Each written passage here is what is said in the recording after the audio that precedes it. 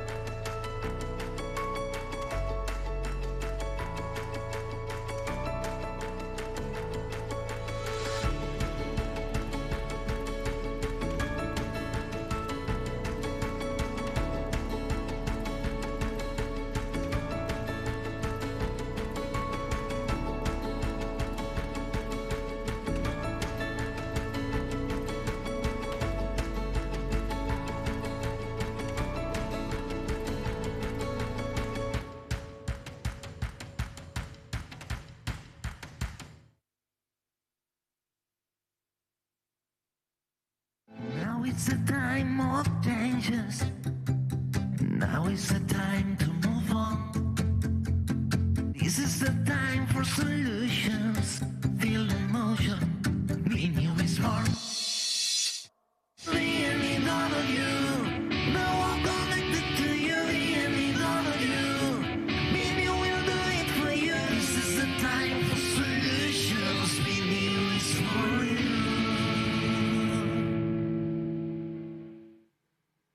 Les saludamos de nuevo desde este plató de la BNew, desde el plató donde hablamos de sostenibilidad. No existe en el mundo un evento de las características de esta Barcelona New Economy Week, un evento B2B de carácter híbrido que conecta 7 sectores con el denominador común de la nueva economía. Organizado pel Consorci de la Zona Franca de Barcelona, una entidad pública que impulsa proyectos innovadores como esta BNew, esta Barcelona New Economy Week, la 3D Incubator o el D-Factory, el edificio en el cual nos encontramos ahora. Si nos siguen a través de internet, en streaming, pues les invito también a que se acerquen a este edificio para gozar de él. Un edificio que alberga empresas tecnológicas, alberga innovación, son 17.000 metros cuadrados y 4 plantas de edificio sostenible, accesible y que engloba tecnología. Y sorprendentes y revolucionarias son también las empresas que les vamos a presentar y que participan de este siguiente panel. A continuación vamos a hablar de plataformas digitales que nos ayudan a cumplir con los objetivos de desarrollo sostenible.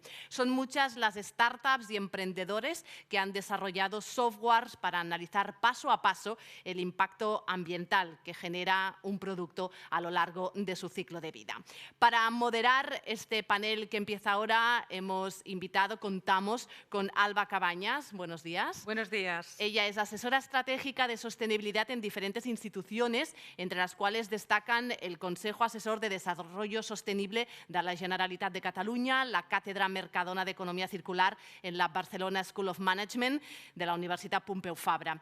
Es apasionada por la ecoinnovación. Desde Sustain Thinking propone pensar distinto para garantizar que las decisiones de las empresas y de las instituciones se orienten hacia un cambio de paradigma compatible con un futuro mejor, que al fin de cuentas es lo que estamos buscando con las soluciones que vamos conociendo a lo largo de estos días desde este plató dedicado a la sostenibilidad. Pues Alba, cuando quieras. Muchísimas gracias. Buenos días a todos y a todas. Hoy la verdad es que tenemos un panel en el que nos ha faltado una pieza, pero que es igualmente interesante, y vamos a aprovechar además para ganar esos minutos y conocer más en profundidad la iniciativa de 3 emprendedores que hoy tenemos aquí: André Bañí, Miguel Varela, Davide Ficochello, que vamos a presentar con un poquito más de detalle. En primer lugar tenemos a André Bañí, que es CEO y cofundador de Plastics.io, Nozama. Buenos días, André. André es emprendedor, dinámico, con más de 25 años de experiencia en la industria tecnológica y de la información y del capital riesgo. O sea, tu approach no era inicialmente, ¿no?, la sostenibilidad. Tiene una amplia experiencia en la creación, crecimiento y apoyo de nuevas empresas desde su fundación hasta su salida incluso, ¿no?, a mercados bursátiles. Correcto. Tiene una amplia trayectoria, ¿no?, de desarrollo de tecnología, modelado de negocios, creación de empresas, ventas de crecimiento, pero no solo en Europa, sino en el norte de África, América Latina y Estados Unidos. O sea, que tiene una visión internacional muy interesante. Es autor del libro en español He fracasado y qué, pa mal, y coinventor de la patente estadounidense Time Shift Television, ¿no? Por tanto, Plastics.io, es una propuesta apasionante. Luego vamos a entrar en tu propuesta, justamente, pero de entrada la presentación no me parece menor. Miguel Varela, por orden en la silla, es CEO y cofundador de Teimas, es ingeniero informático, fundador del grupo Laboratorio de Ideas de Residuos, LIRS, una plataforma, ¿no?, para la búsqueda de soluciones a través del diálogo, miembro de la directiva de la Asociación de Startups Galicia, profesor del Máster de Gestión de Residuos de la Universidad Autónoma de Madrid, y es un participante asiduo en los foros de emprendimiento tecnológico, digitalización y sostenibilidad ambiental. Por eso lo tenemos aquí, para que nos aporte ese eje. Y a pesar de que teníamos programado a Federico García, el CEO y fundador de Tridom, con buen criterio Federico nos ha enviado a Davide Ficochello, porque él no ha podido estar aquí. Él es el International Partnership Manager de Tridom. Tridom es una propuesta que, si ustedes han cogido el pack de Bidom, ya habrán experimentado. Luego les explicaremos qué tiene que ver, ¿no?, con ustedes el proyecto de Tridom. Él es graduado en International Business Studies en Edinburgh, tiene un máster en Management in the Energy Industry. David apoya a empresas en los campos del Green Marketing, comunicaciones de sostenibilidad, el compromiso con los stakeholders, responsabilidad social, etc. Y tiene probada experiencia en el ámbito de la sostenibilidad y las energías renovables. Son 3 expertos con diferentes aproximaciones. Uno desde la vertiente más de sostenibilidad se pasa, ¿no?, a la tecnológica, otros desde la tecnológica se cruzan con la sostenibilidad, ¿no?, y luego ya tenemos elementos más jóvenes que nacen ya híbridos. En cualquier caso, por favor, explicarnos a qué os dedicáis para que tanto los legos en sostenibilidad puedan entenderlo, como los legos, ¿no?, en digitalización puedan saber qué es una NFT, a qué te dedicas, qué propone Plastics.io. Muchas gracias, Alba. Pues Plastics en realidad es un marketplace, una plaza de mercado donde empresas a nivel mundial de gestión de residuos y proyectos de recuperación de envases puedan digitalizar la información de su actividad actual. ¿En qué consiste? Pues recoger residuos, por una parte, y generar su facturación mediante esta forma. La segunda es lo que llamamos la separación, y vender partes de los residuos que han recogido como materia prima a las empresas de reciclaje para que éstas la puedan utilizar como materia prima para hacer nuevos envases. Nosotros les proponemos convertir en NFTs, en garantías de recuperación, la partida de plástico y la cantidad de plástico que han recuperado, de tal modo de que ponen a la venta lo que coloquialmente se llamaría como crédito plástico, la prueba fehaciente, verificable y transparente de que se ha recuperado una cantidad y un tipo determinado de plástico. Y lo ponen a la venta. Empresas desde la India, Sri Lanka, Tailandia, casi toda Latinoamérica, grandes partes de África.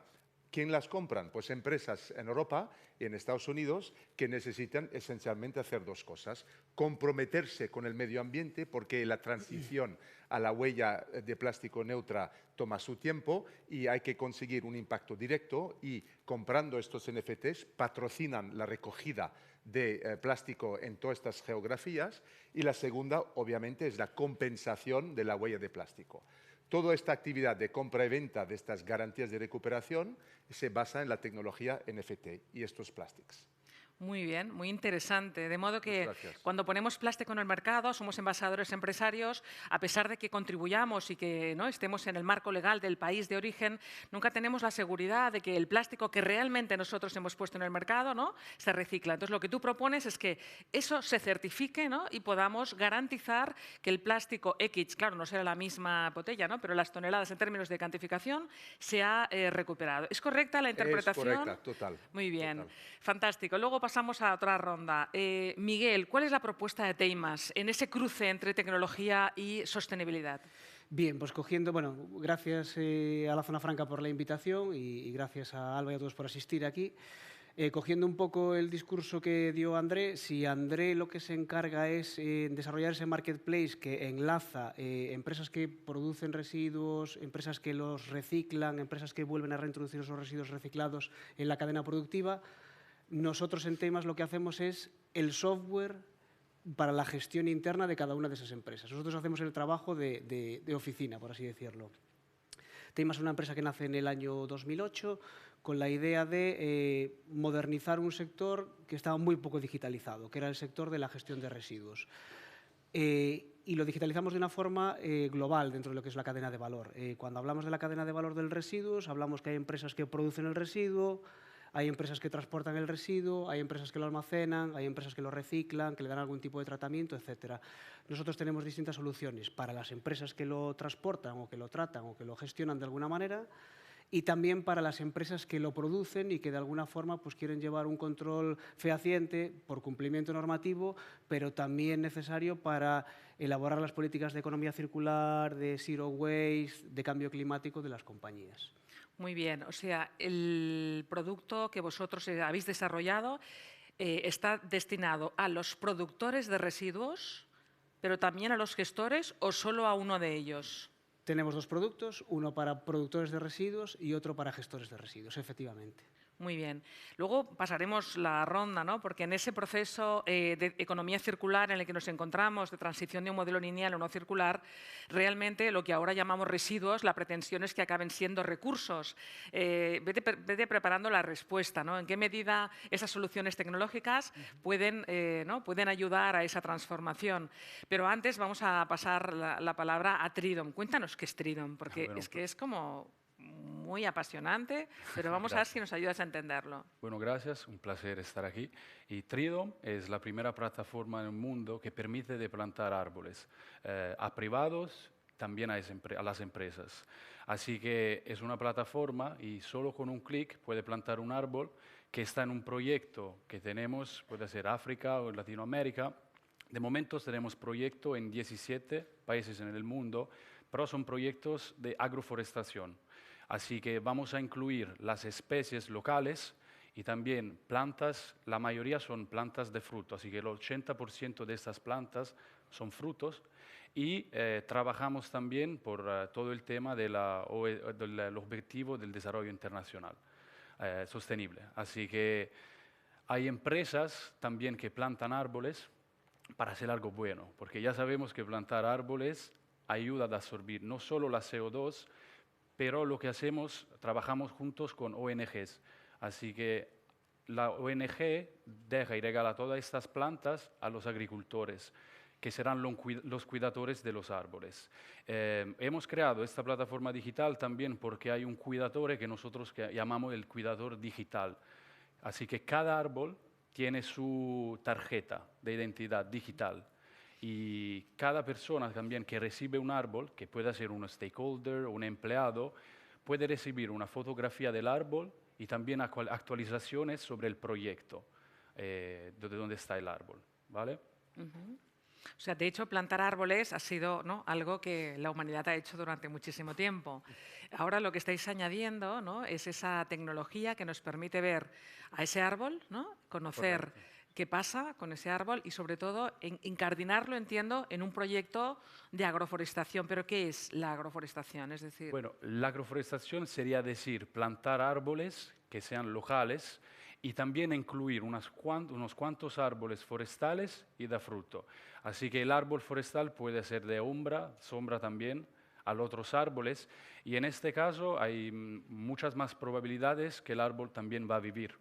Y también sería respetar la especie autóctona de este lugar, porque claro, es diferente, es que no puedes plantar todas las tipologías de árboles en Kenia o en Latinoamérica. Justo, o en España, ¿no? Es decir, de repente plantamos un eucalipto que tampoco no tiene las mismas consecuencias que plantar, qué sé yo, ¿no? Un árbol del cacao ¿no? en el lugar donde debe ser.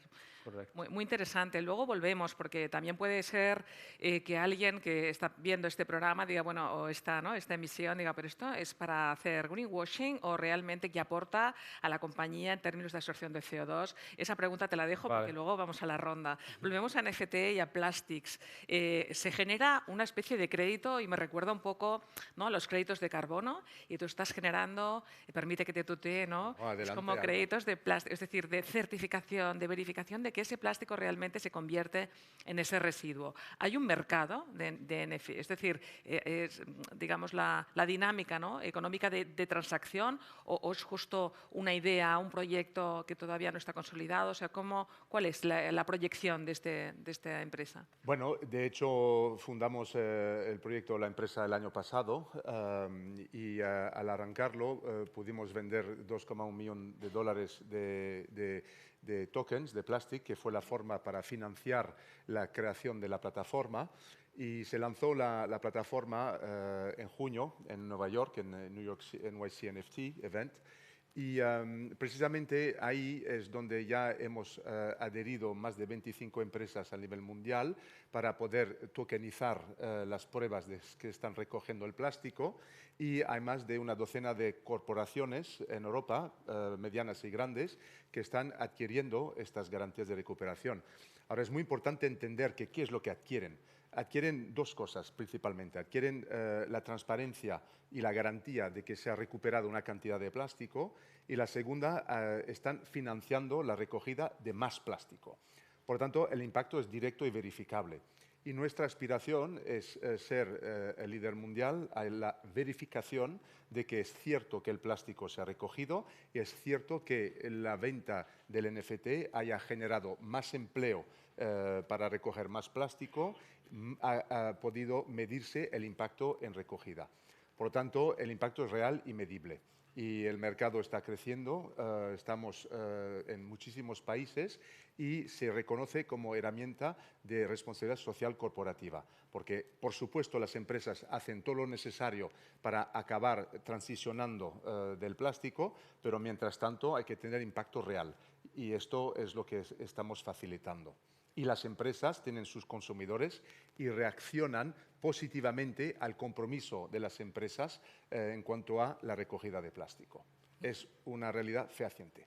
Muy interesante, súper, porque además eso también es compatible con usar el plástico donde toca y para lo que toca. Es decir, el plástico es un material que tiene muchas propiedades muy positivas, que han generado muchos avances. Lo malo es cuando se usa para lo que no se debe y cuando acaba donde no tiene que acabar. De modo que este proyecto compatibiliza, ¿no?, el material, ¿no?, con la preservación del medio y con su recuperación para integrarlo como recurso. Y ahí, si no te importa, paso a Miguel, porque, claro, una cosa es gestionar el residuo con la visión lineal, y la otra es que ese residuo, al final, una vez lo tienes trazado, en este caso a nivel internacional y con un mecanismo, ¿no?, financiero muy peculiar, pero una vez en el mercado nacional lo tenemos trazado, lo que aspiramos es que se incorpore otra vez, ¿no?, a ese mercado circular que lo va a convertir en recurso. En ese sentido, el desarrollo de vuestra aplicación, ¿cómo se mueve en esta transición desde concepto residuo hasta el concepto recurso? Claro, es muy interesante. Al final, bueno, yo llevo ya 18 años vinculado al mundo de la tecnología y del residuo. Siempre cuento la misma historia, que es una relación de suerte y de amor. Suerte porque al final yo, como tecnólogo, las posibilidades de caer en el mundo residuo eran muy pequeñas, la verdad, honestamente. Y amor porque realmente es un mundo fascinante. Durante todo este tiempo lo que hemos ido viendo es que se ha pasado de un mundo tremendamente hermético, donde el control de la trazabilidad o el cumplimiento normativo dejaba mucho que desear, un sector un poco oscuro, donde era muy difícil extraer datos, etcétera, a un mundo cada vez más, más transparente, donde el residuo, que tradicionalmente siempre ha sido la cenicienta del sector del medio ambiente, ocupa un lugar muy importante. ¿Y cómo vemos ese lugar muy importante? Primero, lo estamos sufriendo. La situación geopolítica, al final, lo que nos está diciendo es que hay una escasez de recursos. Y el residuo, la realidad es que es un recurso. Se puede reintegrar en la cadena productiva. Vemos también que los precios de la energía cada vez están más altos.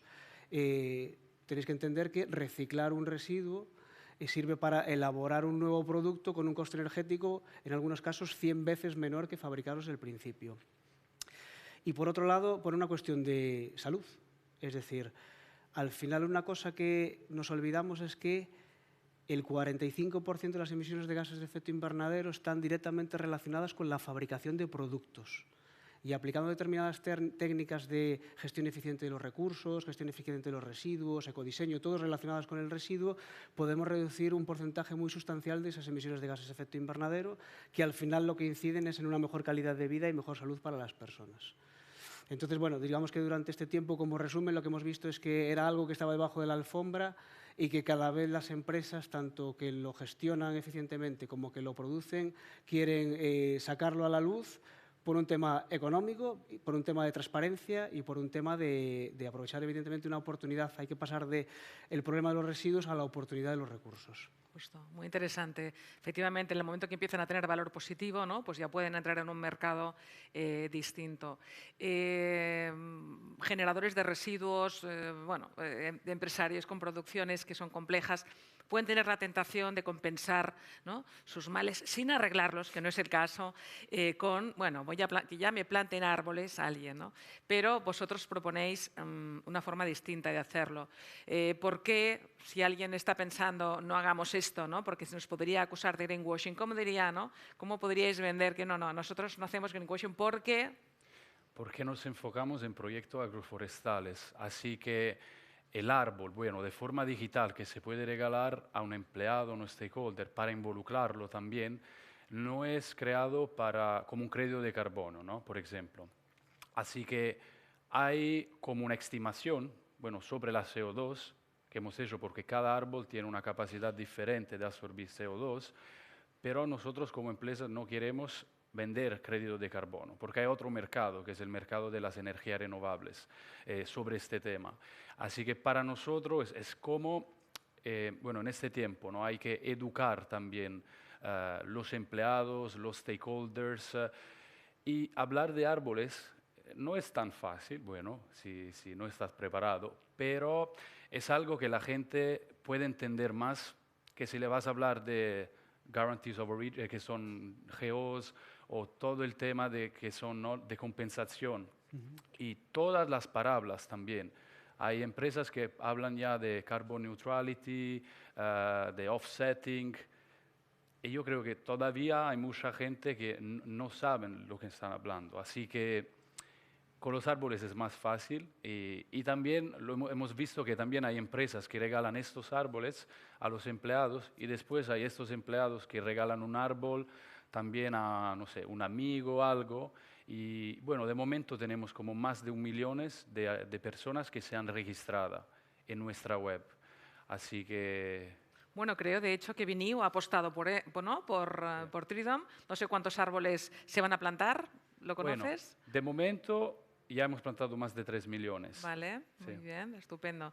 Por tanto, la diferencia es que yo puedo saber dónde está ese árbol, que ese árbol no es algo efímero o, no sé, o imaginario, ¿no?, que se planta en cualquier lugar y que puede, no sé, ¿no?, cubrir el expediente, sino que está incardinado en un territorio, que está incardinado, ¿no?, en un esquema social, que puede además ¿no?, generar riqueza en el lugar, ¿no? O sea, yo creo que tiene además un vínculo muy potente con la biodiversidad, ¿no?, con el respeto a lo local, y por ello me parece apasionante. Y para ello entiendo, ¿no?, que la tecnología nos permite estar viendo ese proyecto y tener información en tiempo real. ¿Es correcto? Correcto. Y sobre este tema nosotros, por transparencia también hemos creado como un registro público que está en nuestra web, así que todo el mundo puede ver todos los árboles que se han plantado, si hay una empresa que ha plantado este árbol, si es un privado que ha plantado el árbol, y el agricultor, junto con la ONG, tiene como un GPS para sacar la geolocalización del árbol y también una foto.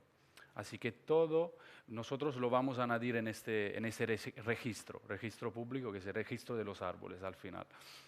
La verdad es que si ustedes entran en la web de Tridium podrán escoger, no sé si lo han hecho ya, pero pueden escoger además distintos tipos de árboles y de plantaciones. No sé si lo has, no sé si has buceado, pero Bueno, vamos. vas a tener todavía la una oportunidad de tarjeta hacerlo. regalo en la goodie bag. Muchas gracias. Vale, Vendrá a porque buscar. creo que yo tengo un árbol y estoy muy feliz de tener un árbol. Bueno, estamos hablando en todos los casos de trazabilidad, de certificar, de garantizar, porque al final esta explosión de la sostenibilidad lo que está generando una cierta, ¿no?, desconfianza y luego bueno, pues una infoxicación, ¿no? Al final los ciudadanos no acaban de saber si esto que, ¿no?, que se está haciendo o que las empresas hacen es realmente cierto o no es cierto, ¿no? En este sentido, y lanzo la pregunta, ¿no?, al aire, ¿cómo creéis que se podría, ¿no?, con las herramientas que vosotros estáis manejando y con otras, ¿no?, que seguramente habéis identificado en foros, cómo podemos superar esa distancia entre lo que el ciudadano dice, ¿no?, que quiere hacer y lo que al final acabamos haciendo todos, ¿no?, las empresas y los ciudadanos? ¿Cómo pensáis, ¿no?, que con estos instrumentos pueden aportar a cortar la brecha, ¿no?, entre esos imaginarios ideales y luego la realidad, que es muy tozuda, ¿no? Y ¿no?, nos quejamos del plástico, pero luego al final, ¿no?, acabamos disponiéndolo donde no toca y por eso tienes que llegar tú y decirnos, no, bueno, yo voy a certificar que se recupera. Pregunta abierta, ¿no? ¿Cómo pensáis que podemos acortar esa brecha y en qué medida esa tecnología, esa trazabilidad, esa superposición entre los objetivos de desarrollo sostenible y la digitalización pueden ser útiles para llegar, ¿no?, antes a las metas que nos hemos propuesto? Pregunta abierta. Bueno, desde nuestro punto de vista y la experiencia es que todo el mundo dice que quieren salvar la Tierra, pero nadie está dispuesto a pagar por ello. Y esto es una realidad económica. Y por lo tanto, miremos el sector de gestión de residuos, que no haya cambiado en 50 años. Puede haber programas, software extraordinario para incitar y encauzar la transparencia, pero ¿dónde está el incentivo económico a que se haga? Por una parte puede ser el castigo, la legislación y todo esto, pero siempre viene por detrás. Por lo tanto, lo que nosotros hemos abordado la problemática no desde un punto de vista tecnológico, sino desde un punto de vista de modelo de negocio. El incentivar a la gestión de residuos para ser transparente es la clave a que lo sea. Y, por lo tanto, crear la tercera fuente de ingresos para ellos, para decir, van a tokenizar los datos, que concretamente, ¿qué datos son? Pues si están recogiendo residuos y vendiendo los residuos a empresas de reciclaje, hay facturas por el medio. Entonces, ¿qué es lo que tokenizan? Número de factura, fecha de factura, cantidad de plástico recuperado, tipo de plástico recuperado y el destino de este plástico, a qué industria va. Y esto es lo que se ve en la blockchain, esto es lo que se ve transparente y es lo que se pone a la venta. Por lo tanto, de repente, una actividad, industria entera que estaba basada en facturar solo por recoger y vender, ahora está facturando por demostrar su compromiso con el medio ambiente y su transparencia. Y de ahí hemos conseguido, digamos, el poder ya esclarecer la opacidad de una industria que no había sido transparente en 50 años. Por otra parte, la vida del consumidor, del 99% de la raza humana, es sobrevivencia. Nos levantamos por la mañana, estamos expuestos a las noticias, estamos acongojados del corazón, salimos al trabajo, tenemos ganas de hacer un cambio, pero reuniones, informes, café, comida, reuniones, informes, somnolencia, café, volver a casa, ocuparse de los niños, preparar la basura, separarla, ir al contenedor multicolor y pensar, ¿merece la pena el colocarlo en un amarillo, en un verde? Si uno está súper cansado y no cree que merece la pena, hará lo que sea.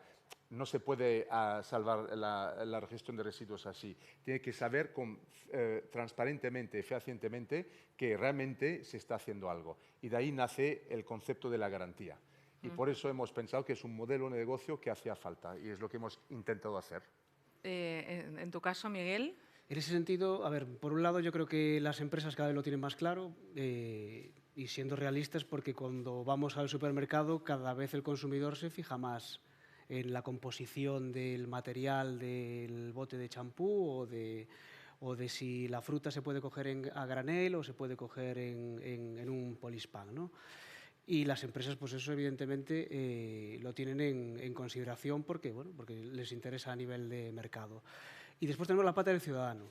Claro, evidentemente es muchísimo mejor que el ciudadano estuviera seducido y tremendamente motivado para separar correctamente los residuos en casa.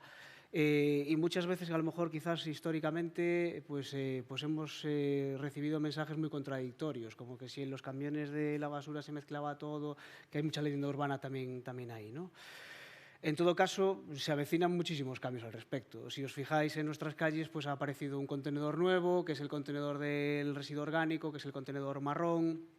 Que sepáis que la mayor parte de nosotros, casi el 40 o el 50% de los residuos que producimos en casa son residuos orgánicos, residuos que al final pues, se les puede dar un tratamiento como el compostaje, es decir, convertirlos en un abono que después pueda servir para abonar los árboles de Tridón, por ejemplo, o también para elaborar biogás.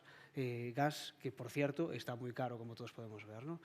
Y sí que empieza a abrirse la puerta a nuevos modelos para la gestión de los residuos por parte del ciudadano, ¿no? La nueva ley de residuos también aporta la posibilidad de introducir sistemas de depósito, devolución y retorno, es decir, sistemas que te puedan incentivar, como pasa a lo mejor en Alemania o en otros países, con 5 céntimos o 10 céntimos y tú devuelves la botella de PET, etcétera. Con lo cual, bueno, yo creo que de la mano de la tecnología, quizás por desgracia un poco de la mano del palo de la normativa, sí que vamos a abordar una década de los años 20 donde yo creo que va a haber muchos cambios y muy positivos en lo que es la oportunidad de los residuos.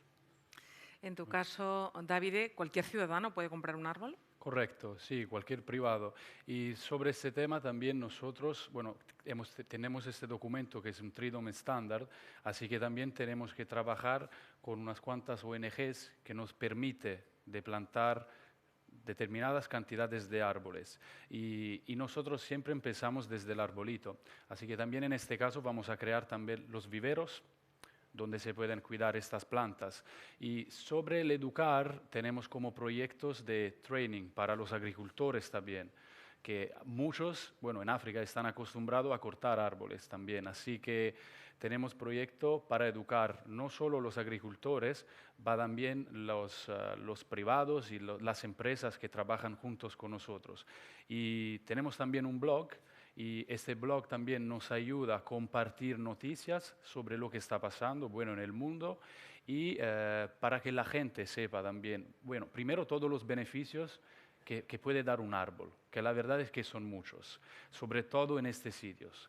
Y la verdad es que tienes que plantar, pero el árbol correcto en el sitio, bueno, adecuado y respetando la biodiversidad, porque también plantar muchos árboles en un sitio que no será lo ideal puede ser un problema también.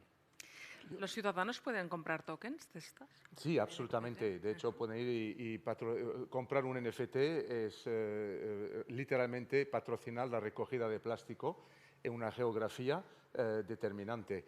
Esto es lo que quiero enfatizar, que estamos viendo una revolución importante porque en un sector que solo vivía de la venta, la recogida y la venta, ahora se vive de la venta de la data.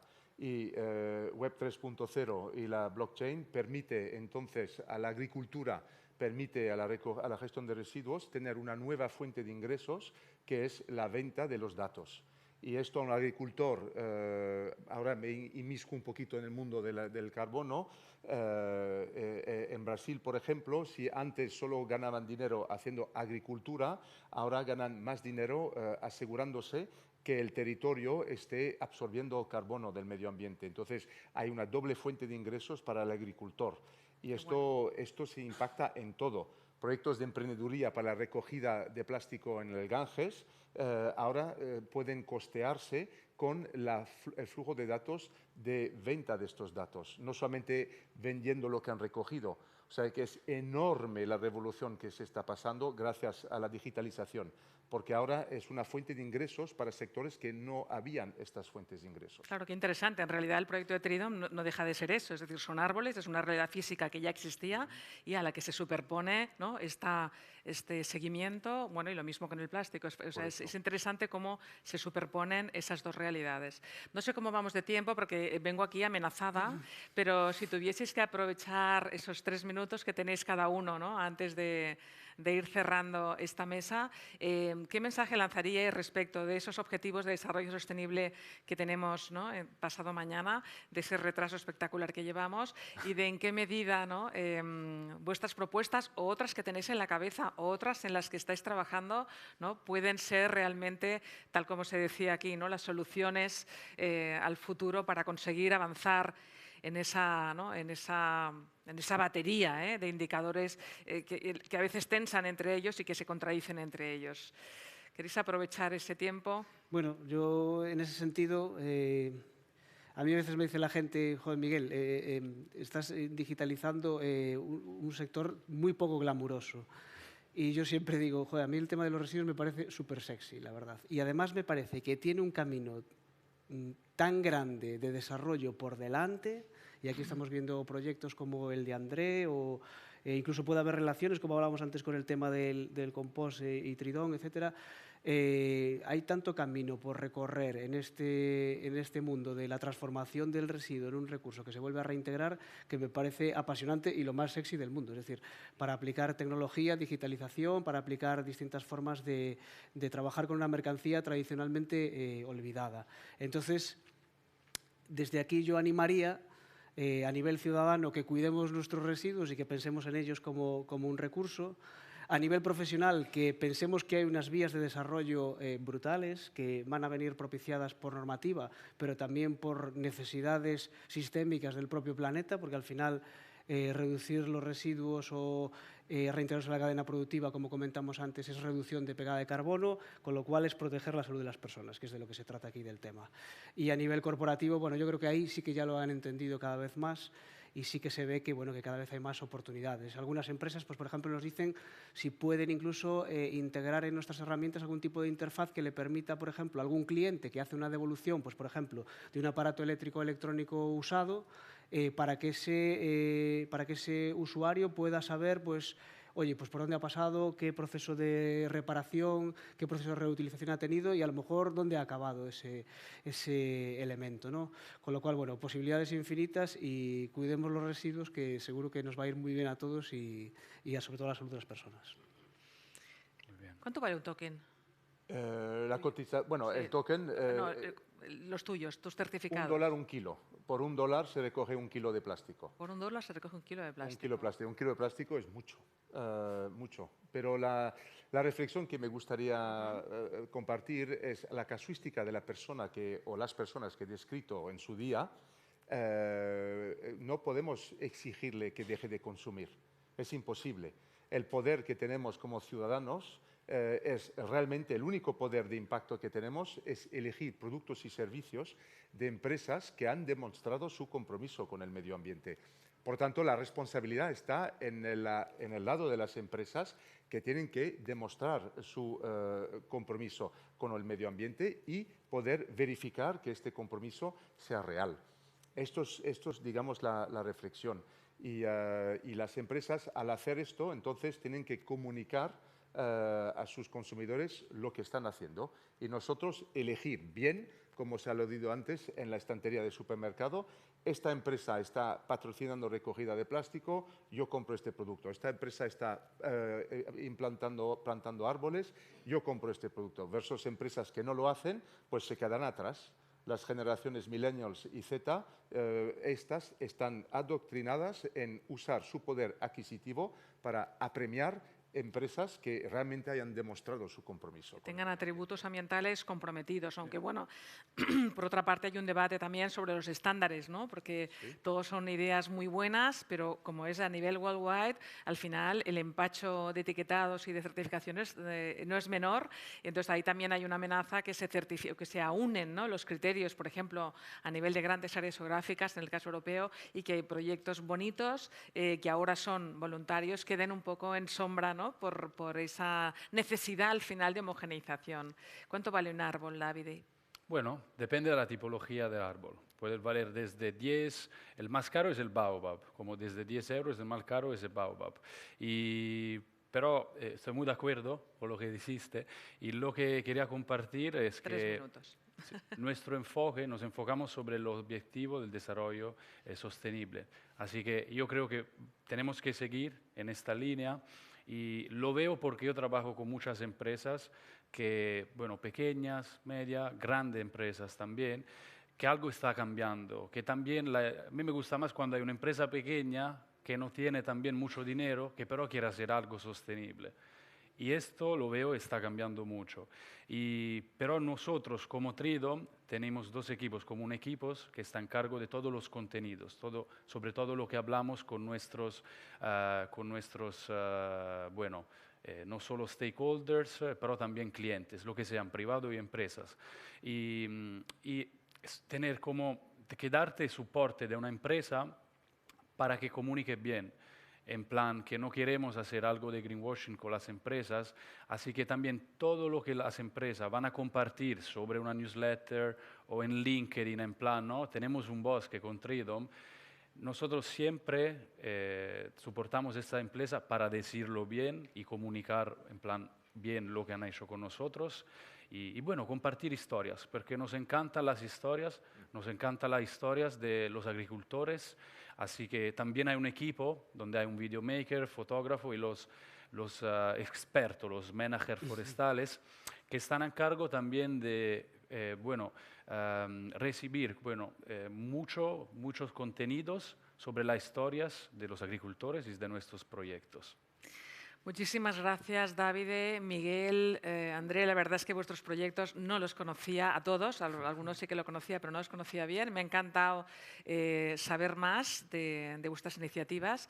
Adelante, o sea, ya tenéis a una fan y espero que los que nos hayan unido, tanto como los que están aquí, entren inmediatamente, ¿no?, a ver cómo pueden contribuir a esos proyectazos y en qué medida, entre todos, ¿no?, llegamos a esos objetivos de desarrollo sostenible, además de con gloria, con inteligencia, ¿no?, con ganas y con ilusión, que es un poco lo que nos estáis transmitiendo vosotros. Así que muchísimas gracias. Muchas gracias, Alba. Un placer. Y los proyectos que habéis descrito en esta sesión. Yo creo que más de uno, los que estáis aquí, los que nos estáis siguiendo a través del canal de sostenibilidad, pues vais a entrar rápidamente a las webs de todos ellos. Seguramente os habrá llamado la atención de la de los árboles, porque, hombre, quizá pues esto de tener un árbol, después de lo que se ha dicho aquí, pues yo también quiero tener un árbol, oye. Y me quedo también con otras cosas que se han ido comentando, ¿no? Seguramente todos nos hemos sentido identificados con lo que ha descrito André acerca de ese día a día, ¿no? Seguro que les ha sonado el día a día que ha descrito él y seguro que les ha sonado eso de, bueno, y al final del día, encima ahora tengo que decidir dónde va exactamente cada cosa y para ello, pues, la transparencia, la garantía de saber hacia dónde van esos residuos. Y me quedo también con un adjetivo que yo creo que a lo largo de estos 4 días va a ser difícil de superar, los residuos son sexys. Sí, se ha dicho aquí, los residuos son sexys, se ha defendido, aparte se ha dicho en varias ocasiones, así que yo creo que esta frase no la va a superar nadie seguramente a lo largo de estos días. Ese nuevo concepto de ser sexy. Bromas aparte, aquí lo dejamos, como decía, proyectos muy interesantes los que se han presentado y nada, que les esperamos de aquí unos 10 minutitos en la siguiente sesión que va dedicada a los pasos hacia el cero neto. Fabricamos talento, fabricamos innovación y, cómo no, sostenibilidad. Fabricamos una nueva economía y un mundo nuevo, en 3D, por supuesto. Pero sobre todo, fabricamos futuro. Y es que fabricamos empleo para más de 137.000 trabajadores. Fabricamos oportunidades globales de negocio en un espacio de más de 10 millones de metros cuadrados. Y fabricamos servicios de vanguardia y ventajas competitivas para más de 175 empresas. Consorcio de la Zona Franca. Fabricamos oportunidades para tu futuro. Welcome to D-Factory, the factory that develops talent, technology, innovation, and of course in the heart of Barcelona. After all, D-Factory is consolidating Barcelona as a European capital of development for Industry 4.0, for digitalization, for transformation, creating 1,500 direct jobs and 5,000 indirect jobs in the city, close to the metro, the harbour and the airport. And promoted by the Consorci de la Zona Franca de Barcelona.